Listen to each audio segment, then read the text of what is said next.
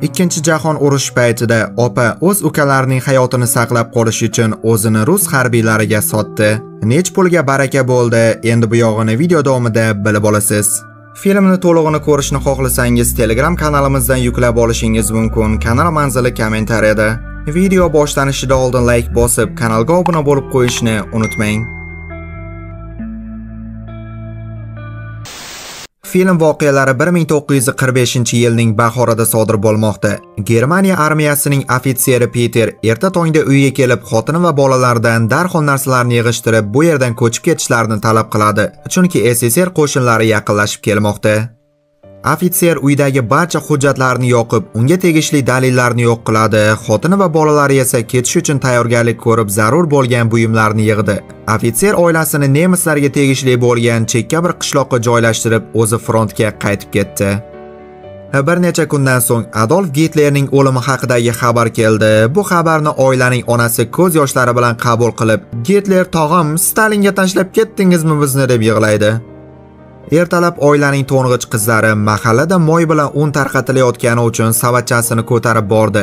U yerning bekasi qizning onasi qayerda ekanligi va nega haligacha u SSR tomonidan hibsga olinmaganiga qiziqmoqda. Chunki qizning onasi juda ham natsizmga sodiq edi. Xavotirga tushganlari uyga yugurib, onasi narsalarni yig'ayotganini ko'radi. Ayol eri natsist bo'lgani uchun hibsga olinganini aytib, uni qatl qilmaslardan oldin borib sudda qatnashmoqchi. Ayol qiziga pullari va sotilishi mumkin bo'lgan zargarlik buyumlarini qoldirib va qolgan bolalarini ham omonat qilib topshirdi va qiziga agar 3 kunda qaytib kelmasa, Gamburg shahrida yashaydigan buvisiga borishlarini talab qiladi. Bir necha kundan so'ng Germaniya qo'shinlari yengilganidan xabar topgan ferma egasi Lare va ukalarini uydan haydab chiqardi. Lare ukalarni tinchlantirish uchun hozir ota-onasi buvisinikida yashayotgani va ular o'sha yerga borishlari kerakligini aytib aldaydi. Yo'lda ular qariya er-xotinga duch kelib, qiz ulardan uni va ukalarini temir yo'l vokzaliga olib borishlarini iltimos qilmoqda. Ammo erkakning so'zlariga ko'ra, temir yo'l SSR tomonidan to'sib qo'yilgan va u yerdan o'tishning yagona yo'li dalani kesib o'tish. Yo'lda bolalar oziq-ovqat izlab vayron bo'lgan fermani topadilar. Lare xatoxonani ko'zdan kechirayotganda bir ayolning sasib ketgan jasadini topdi va qo'rqib ketgan bolalar bir joyga yig'ilganda, ulardan bittasi Günther yo'q. Lare uni qidirib uyga kirganda, xonalardan birida sasib uxlab yotgan yigitga duch kelib, qiz undan kechirim so'raydi va bolalarni olib jo'naydi. Ular shaharga yetib kelgandan so'ng hozirda uysiz qolganlar uchun boshpana bo'lgan maktab binosida to'xtaydilar. Qiz u yerda devorga yopishtirilgan, o'ldirilgan yevreylarning tog'cha keladigan jasadlari, shuningdek urush paytida vahshiylik qilgan nemis ofitserlari tasvirlangan turli xil dahshatli rasmlarga ko'zi tushadi. Suratlardan birida Lare tanish yuzni payqadi va g'alati ahvolga tushib devorni tark etdi. Menimcha u Diana Ryderni yalang'och rasmini ko'rib qolgan.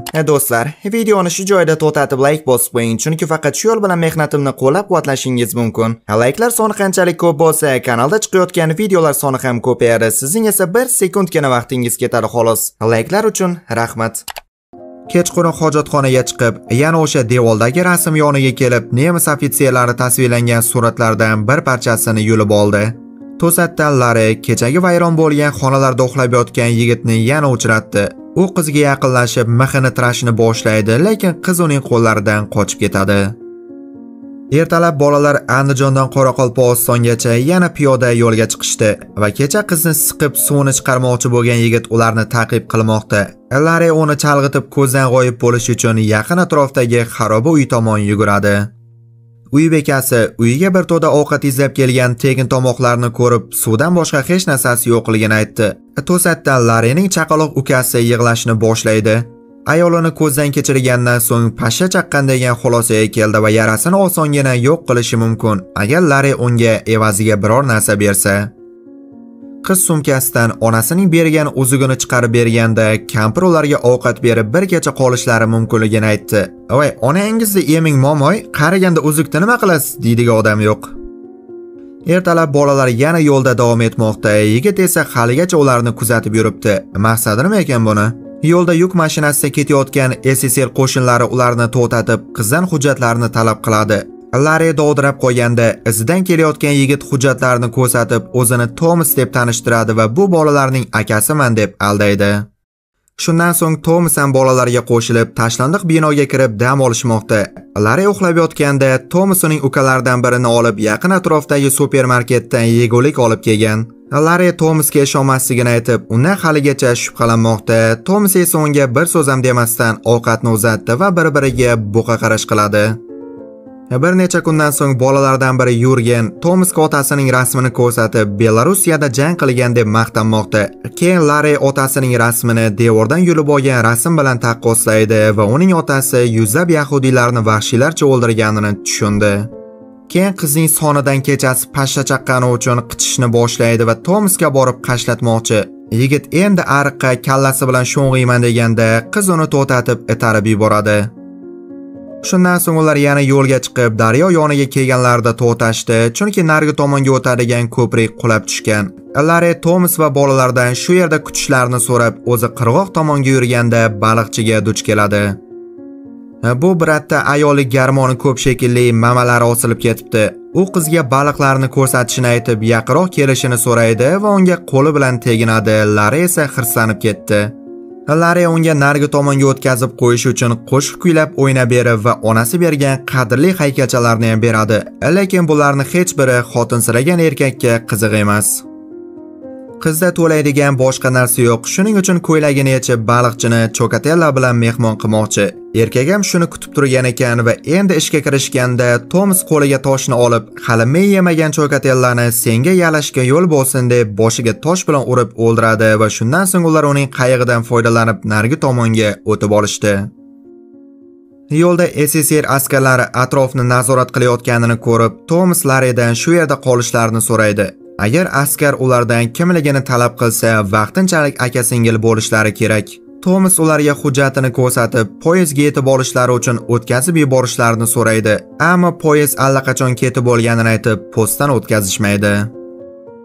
Shundan so'ng ular o'rmonning ichiga kirib dam olishmoqda. Bolalarning esa qorni och. Shu sababdan Tomas biror yegulik topib kelmoqchi. Bir muncha vaqt o'tgach, Günther o'rmonda harakatlanayotgan odamni payqab, uni Tomas deb o'ylab u tomon yuguradi. Ammo afsuski qurol ovozi eshitiladi va bola yiqiladi. Qurol ovozini eshitgan Tomas yugurib kelib, Larrini va qolgan bolalarni xavfsizroq joyga olib qochdi. Güntherning esa jasadi shu holicha qolib ketdi. Bolalar Güntherni o'limida Tomasni ayblamoqda, chunki uni otgan odamlardan Tomas ovqat o'g'irlagan ekan. Yigit esa ularga jahl qilib, senlarni zahar zo'qiming uchun shu ishni qildim deb baqiradi. Keyinchalik Tomas ularni bir kulbada qoldirib o'zi ketmoqchi. Larri undan qolishini so'rab, sayohatni davom ettirishini so'raydi. Ammo yigit arazlab, "Sen menga Chokatellangdan bermayapsan" deganda, qiz uning oyog'iga tizzalab, "Endi beraman" deydi.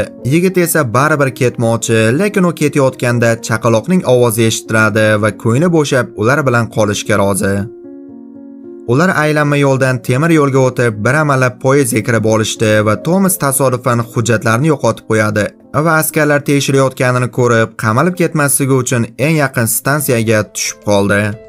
Bolalar Gamburg shahriga yetib kelishdi. Ma'lum bo'lishicha, Tomasning hujjatini Yurgen o'g'irlab yashirib qo'ygan. Yigit ularni tashlab ketmasligi uchun, ammo Larri hujjatni ochib shuni ko'rdiki, hujjatdagi Tomas emas, unga o'xshash yigit. Tomas o'ziga ozmi ko'pmi o'xshash yigitni topib olgan va o'zini uning ismi bilan atay boshlagan. Aslida uning ismi nima ekanligi va qayerda tug'ilgani ham noma'lum. Bolalar buvisining uyiga yetib kelishadi. Kampir ularni ota-onasi qamoqda ekanini aytib, bolalardan hech qachon nemis ekanliklaridan uyalmasliklarini va qo'rqmasliklarini talab qiladi. Larri cho'milib chiqib, onasining eski xonasiga joylashib, oyisidan olgan chinni haykalchani javonning ustiga qo'ydi. Nonushta payti buvisi nevaralariga qattiq qo'llik qilib, uyining kattasi, ya'ni o'zi ovqat yeyishni boshlamaguncha hatto non yeyishga ham ruxsat bermaydi. Larri esa nagili uning aytganini qilmasdan nonni olib yeyishni boshlaydi va sutni stolga to'kib qo'lida ichadi va buvisi uni stoldan haydab yubordi. Tarbiyagananga chichay seni deb. Qiz xonasiga chiqqandan so'ng barcha haykalchani urib sindiradi va shu bilan film tugaydi. Baliqchi ham pixini yorgan ekanda. Sazan emas, birato'la super ushlayman deganda. Film va video haqida o'z fikringizni kommentariyada yozib qoldiring va kanalga obuna bo'lib qo'yishni unutmang.